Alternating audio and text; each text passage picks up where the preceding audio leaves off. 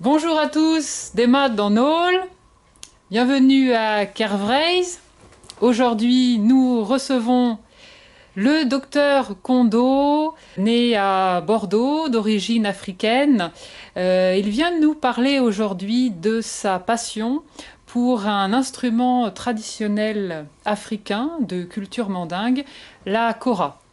Et bien sûr, nous sommes en compagnie de Yambert Tilnon. Messieurs, c'est à vous. Des maths, mandaramat. Mandaramat Gonit. Des maths, Adeo. Maderjeu, Digemermat Nezé, bienvenue. Comment tu dis dans ta langue? À fond Gangia. Ah voilà, à fond, le fond. Ouais, ouais. À fond Bon. Gangia. Comment ouais, ce qui est intéressant avec mon vieil ami Kondo, c'est que il est né à Bordeaux, comme moi je suis né à Paris 13e, mais selon le droit du sol français, je suis chinois puisque je suis né dans le quartier chinois de Paris, et lui, bah, il est bordelais, spécialiste du pinard. Mais en fait, comme moi-même, il a recherché son identité et son enracinement. Moi, je suis arrivé au pays pagan dans le Léon, du nord de la Bretagne depuis des siècles, et lui, il est arrivé en Afrique. Ce qui lui a fait apprendre sa langue et la musique traditionnelle par la kora. Hein, moi, je ne suis pas très musicien, je suis dans la langue bretonne moderne. Alors si tu peux nous parler un peu de la kora. Alors la kora est un instrument traditionnel de la culture mandingue, qui est une culture de l'Afrique de l'Ouest, qui représente, qui s'étend sur l'ancien empire mandingue, qui était un grand empire à l'époque médiévale, qui s'étendait de la Gambie, Sénégal, jusqu'au Burkina, donc toute l'Afrique sahélienne. Et donc la kora est un instrument en fait qui appartient à la caste des griots, puisque à l'époque en Afrique il y avait des castes, dont la caste des griots qui étaient en fait les garants. Donc les griots en fait c'était les garants de la pérennisation de la culture, c'est-à-dire qu'ils connaissaient par cœur toutes les épopées des rois, des empereurs, voilà, toutes les conquêtes, et donc ils relataient de manière poétique les épopées de la culture. Et donc ils pouvaient accompagner leur chant par un instrument qui s'appelle la kora. Donc la kora, c'est un instrument qui a la particularité d'être l'instrument africain le plus complexe au point de vue cordes, puisqu'il a 21 cordes. Ça pourrait s'apparenter un peu on appelle des fois la harpe africaine. Donc voilà, il y a 10 cordes d'un côté, 11 cordes de l'autre. Et ça s'apprend de manière traditionnelle, c'est-à-dire de père en fils, voilà, de manière traditionnelle, orale. Donc il n'y a pas de partition écrite, même si maintenant la modernité fait qu'on peut bien sûr écrire la musique, mais initialement ça s'apprenait par cœur. C'était des chants qui s'apprenaient par cœur et qu'on transcrivait en musique avec la kora. Voilà. Et schématiquement, en fait, c'est une calebasse, coupée en deux, donc une moitié de calebasse, sur laquelle on a tendu une peau de vache qu'on cloute sur la calebasse qui est tendue. Et ensuite, il y a un manche sur lequel sont tendues des cordes. Alors, initialement, c'était des cordes en boyau de gazelle, mais maintenant, avec la modernité, c'est des cordes en nylon, du fil de pêche. Et voilà. Alors, si je me souviens bien, c'est le chanteur Morikante qui a le premier en fait mis la kora sur les scènes européennes. Enfin, moi je me souviens à l'époque, il y avait ce tube Keyeke, Yekeke, voilà. Et on a tous dansé sur ce tube-là. Et c'est le premier, moi je me souviens très bien, qui a parlé de la culture mandingue. Est-ce que vous êtes en contact avec ce type de Alors, oui, chanteur-là? tout à fait. Alors, pas avec Moré Kanté lui-même, puisque effectivement, lui, c'est un Guinéen qui est le premier à avoir amené la kora au grand public avec ce morceau traditionnel de Yekeke, qui est un morceau vraiment traditionnel mandingue. Mais en fait, moi, j'ai appris auprès d'un autre maître de kora qui s'appelle Toumani Diabaté, donc qui lui réside au Mali et qui est la 71e génération de joueurs de kora. C'est-à-dire qu'il a appris de père en fils et lui il est la 71e génération et il y a son fils Sidiki Diabaté qui lui aussi maintenant est une star montante en Afrique qui est la 72e génération. Donc du coup moi j'ai appris chez lui au Mali de manière traditionnelle pour être vraiment immergé dans la culture mandingue et de la kora. Donc, et c'est comme ça d'ailleurs que lui-même, Toumani, ce maître de kora, recommande d'apprendre, c'est-à-dire, même si c'est vrai que maintenant c'est un instrument qui s'est ouvert, qui est un peu plus démocratisé, tout le monde peut acheter une kora aux quatre coins du monde et apprendre sur Internet, mais je pense que passer à côté de cette initiation et de cet héritage de plusieurs siècles, puis c'est un instrument qui date du XIIIe siècle, je pense que c'est un peu dommage et je pense que c'est toujours bien pour toute personne qui veut se mettre à la kora d'essayer de communier un petit peu avec la culture de base, qui est toujours vivante et qui perdure en Afrique de l'Ouest. Est-ce que vous parleriez d'une voie initiatique, discipulaire, avec une transmission de maître à disciple, un petit peu comme ce que l'on voit en Inde pour ce qui concerne la sitar, par exemple? C'est exactement ça. Alors, ça se fait plus de manière aussi drastique à l'époque, mais effectivement, c'est ça. C'est-à-dire que traditionnellement, surtout si quelqu'un vient apprendre la kora, parce que bon, soit on apprend la kora de père en fils, bon ben là c'est un peu, on est le fruit de la généalogie et voilà, on apprend, ou soit il y a des rares personnes qui effectivement apprennent la kora alors qu'ils ne sont pas d'une tradition de griot, et effectivement c'est comme ça, c'est-à-dire qu'ils viennent d'ailleurs chez leur maître, ils vivent chez leur maître pendant plusieurs années et ils servent leur maître pendant plusieurs années, jusqu'à ce que leur maître les libère en disant ça y est maintenant tu sais jouer de la kora et tu peux partir. Donc moi quand je suis allé au Mali apprendre la kora, il y avait 3 ou 4 élèves de Toumani Diabaté là, qui étaient là 24 heures sur 24 à son service, qui apprenaient la kora, qui étaient là depuis plusieurs années et qui voilà, ils apprennent la kora et en échange ils vivent chez lui et ils le servent. Alors ils le servent, c'est-à-dire que voilà, s'il se lève la nuit et qu'il a envie de manger quelque chose, ils vont lui acheter. Et puis voilà, donc il y a toujours cette initiation. Donc vous avez vécu ça? J'ai vécu ça, j'ai vu ça.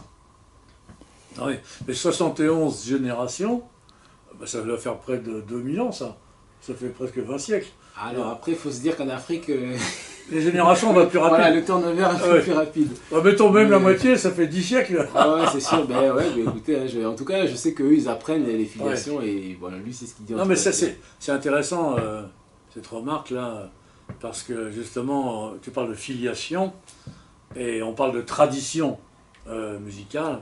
On peut dire que le mot tradition veut dire transmission, de tradere en latin, et que les gens qui, comme toi, comme moi, ont cherché le réenracinement et une identité dans le monde du nivellement actuel, dans le monde cosmopolite, américanisé, le monde du melting pot et de la mort des peuples, il y a quelques individus qui sont minoritaires, qui réagissent, et qui ne sont pas forcément politiquement corrects, comme on dit, et qui recherchent à ne pas être uniformisés et qui recherchent leur identité, leur tradition, leur culture par la musique. Alors, ça peut passer par la musique, c'est très important, que la musique, c'est le langage de l'âme.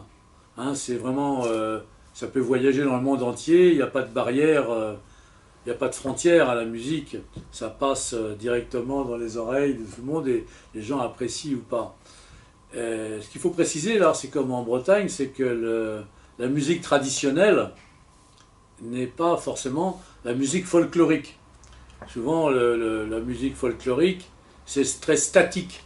Hein, et utilisé à des fins touristiques pour les congés payés et amuser les Parisiens avec des costumes locaux. Tu vois, en Bretagne, c'est le biniou, etc.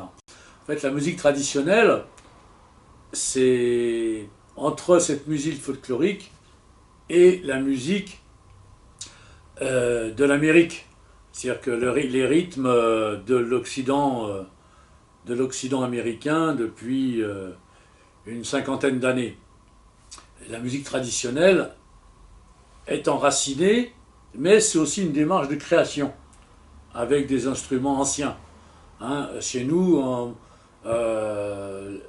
cette démarche brésonne, on dit, hein, parce qu'on oppose brésonne, c'est-à-dire en langue brésonnec, dans la langue nationale, à breton de Bretagne, en langue française provinciale.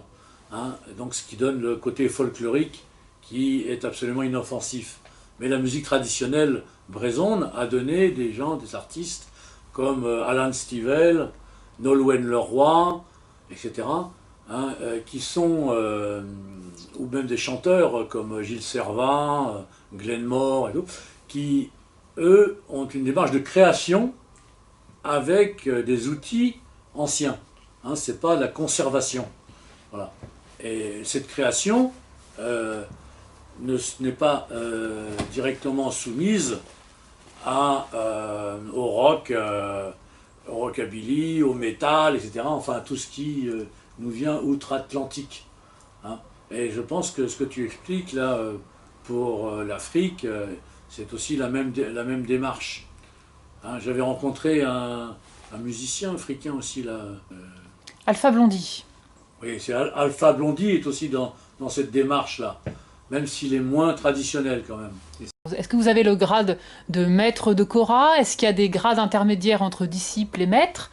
Et y a-t-il un code déontologique? C'est-à-dire, est-ce que vous avez une obligation de transmission à partir du moment où vous avez un certain niveau? Comment ça se passe? Alors, il n'y a pas de grade du tout.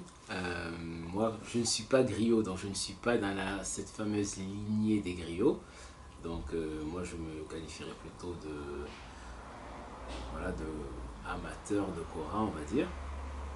Mais par contre, effectivement, les griots font vraiment la différence entre les griots et les non-griots. C'est-à-dire qu'il y a les artistes griots, comme Moré Kanté, comme Toumani Diabaté, et il y a des artistes non-griots. Donc, pour les griots, ils font vraiment la différence parce que voilà, les griots, comme je vous ai dit, sont socialement investis de cette mission de transmission des connaissances de la société. Donc, voilà. Maintenant, moi, personnellement, j'ai appris à mon niveau. Je ne suis pas du tout maître de kora. Je suis un joueur de kora, comme je l'ai dit, amateur qui n'est pas dans cette lignée. Mais moi, c'est surtout par rapport à mon lien avec l'Afrique. Parce que la kora, c'est un instrument pour moi d'élévation. C'est de la musique d'élévation et c'est vrai qu'on a le cliché de la musique africaine, très très rythmée, avec les djembés, tout ça. Voilà. Et or là, c'est pas du tout ça. Si ceux qui nous regardent, qui connaissent pas la kora, regardent sur internet la kora, la musique par exemple de Toumani Diabaté, et bien c'est vraiment pour moi de la musique d'élévation qui se rapproche de la musique classique. Pour moi, c'est de la musique classique africaine. Et donc, c'est pour ça que pour moi, c'était vraiment très important d'avoir pu accéder à cet instrument et accéder à cet enseignement parce que ça me permet, j'ai l'impression, de m'enraciner sur vraiment voilà, l'essence même de la culture africaine. Oui, de la spiritualité africaine. C'est ça, de la spiritualité africaine. Ouais. Comment avez-vous été appelé par cet instrument? C'est un appel de l'âme? Comment s'est passée la rencontre? Oui, je pense qu'on pourrait dire ça, hein, parce que j'ai fait en fait...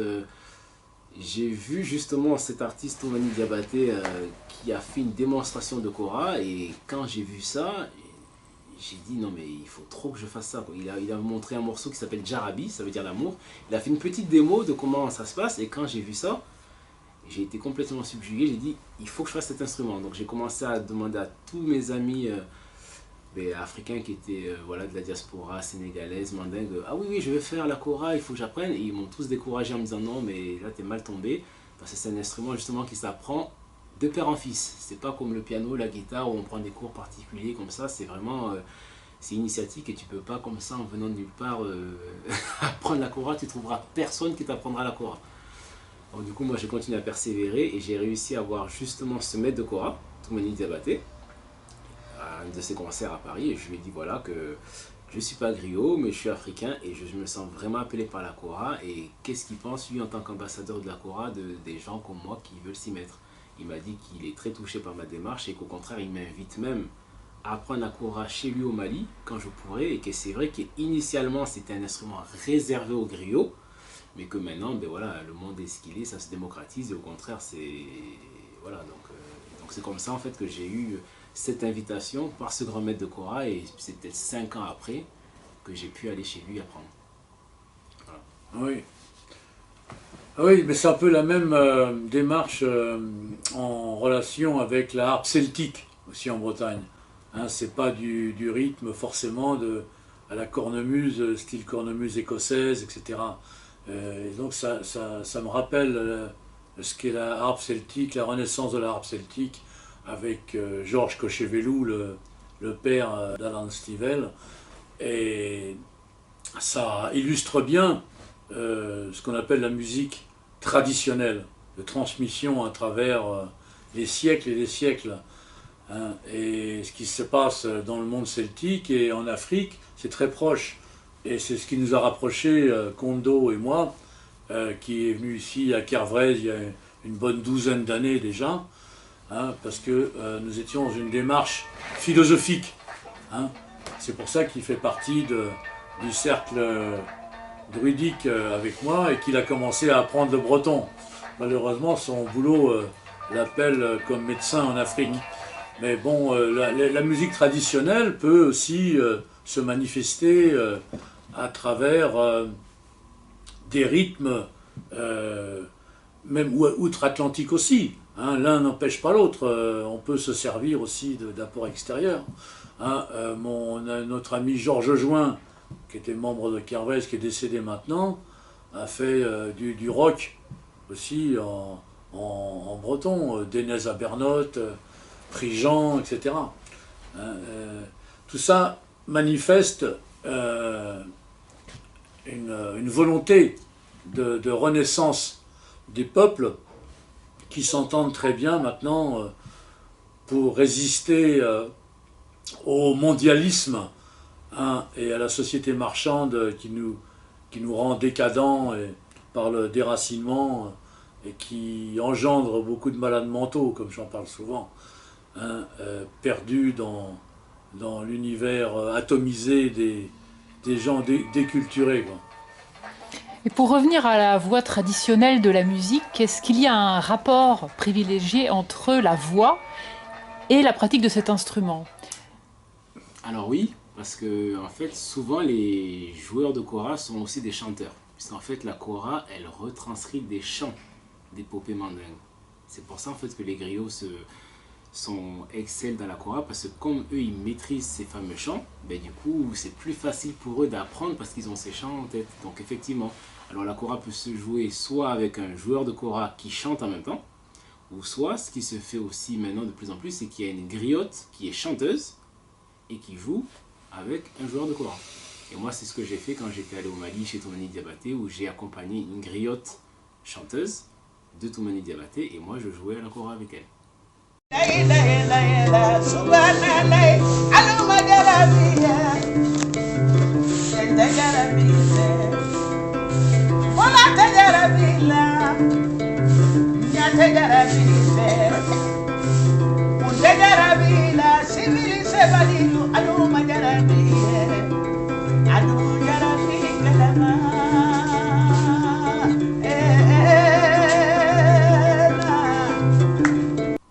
Donc effectivement, la kora, en fait, c'est des chants retranscrits en musique.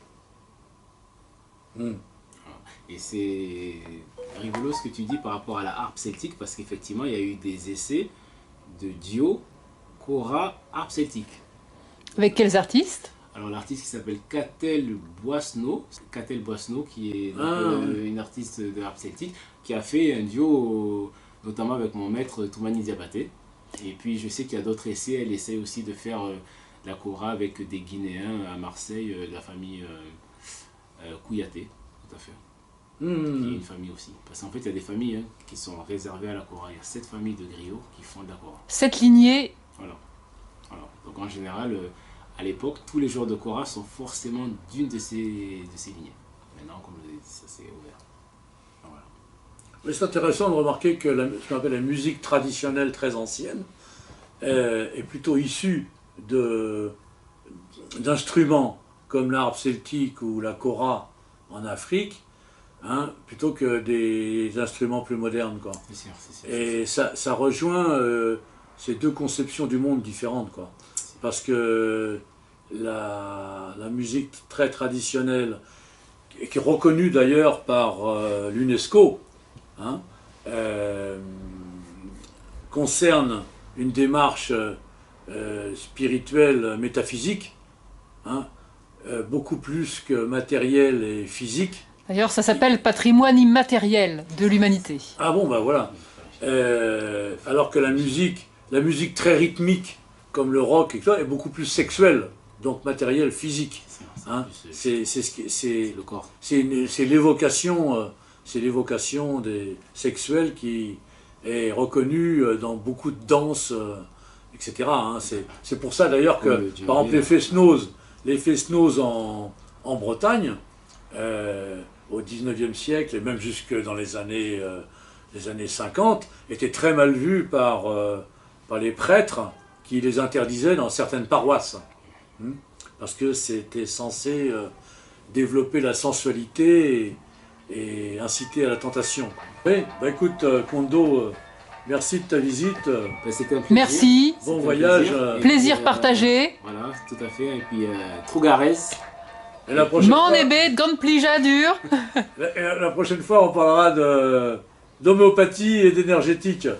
L'homéopathie fondamentale. Pas de souci. Ouais. Là, Avec mais beaucoup ça, d'intérêt. Ça aussi, c'est une démarche de renaissance vers les médecines douces, oui. médecines traditionnelles. C'est C'est une démarche qui rejoint Tout à fait. la musique, etc. Dans l'étude de l'organon, qui est la base de l'homéopathie, et que malheureusement beaucoup de médecins et homéopathes connaissent peu. Et voilà, ça s'appelle l'organon de l'art de guérir, et effectivement, c'est vraiment voilà. Oui. Et on en parlera tout Bon, ça. bah. Vraiment thérapeutique. À la prochaine alors. On verra les relations avec la chromatothérapie que je pratique. Tout à fait. Très bien. Kenavo. Kenavo.